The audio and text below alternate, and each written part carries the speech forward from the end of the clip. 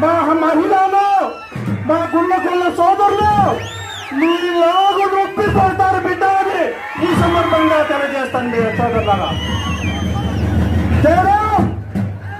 మాతో 10 సంవత్సరాలు కష్టం చేపించుకొని మమ్మల్ని మోసం చేసి మీ తమ్ముళ్లతో పేకాట ఆడిస్తావా బిడ్డ? పేకాట నారాయణ, కరప్షన్ నారాయణ, అందరూ తమ్ముంటే ఈ రోజు గుళ్ళకొండను రాజీ అని పిలుస్తా ఉందని సోదరులారా.